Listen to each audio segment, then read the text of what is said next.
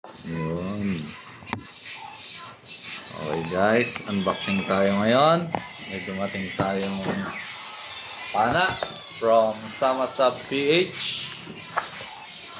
Shout out sa iyo, Sir Didok.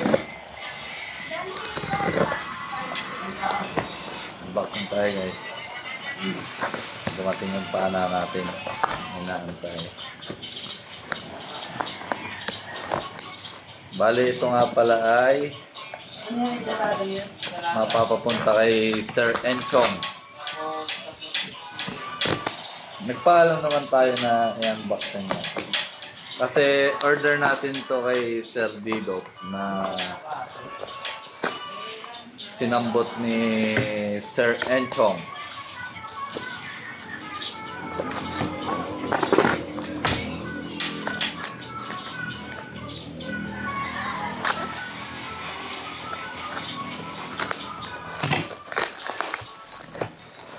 Guys, tignan natin mabunot. Ito nga pala, ang laman nga pala nito ay may mga extra shafting dahil may nauna na tayong order kay Sir Didok na halos mano na yung shafting, masira na sa dami na nahuli. Yan. Ito nga pala yung pana.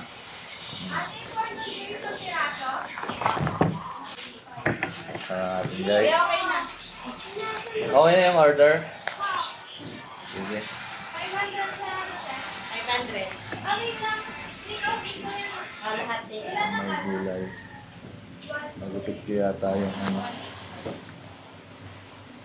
Ito nga pala yung linya na bago. Kasi medyo matigas na yung linyang kasama dati.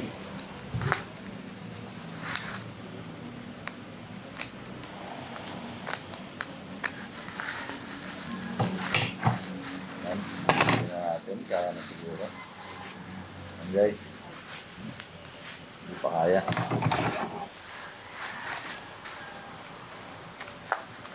Tingnan lang natin yung tinta.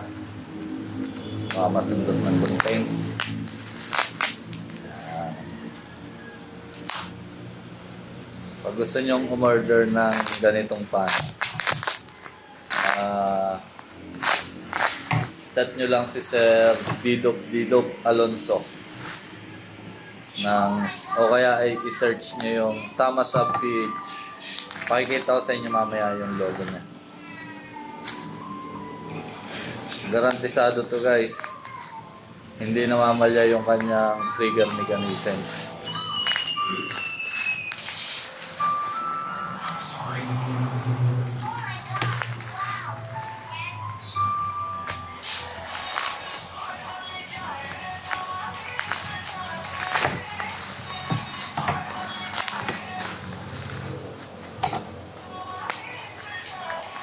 Yan na.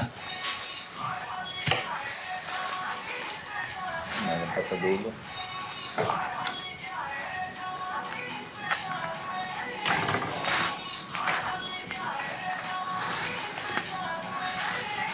Ano guys, nakikita nga natin. Hindi magpa-bukas agad to. Secure na secure guys. Parang balot na balot ng bubble wrap.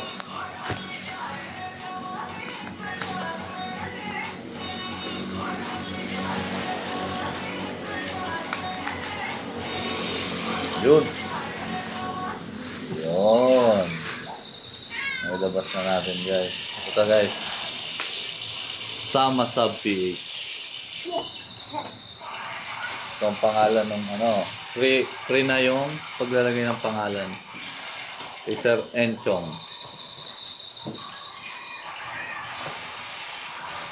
Ganda. Ang lambot ng flapper oh. Ganda guys. Napakaangas. May line release na.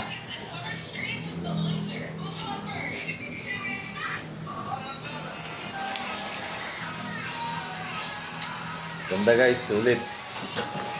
Ito ay nagkakahalaga lang ng 5,000 pesos. Okay na. Bye. Hanggang doon na lang guys.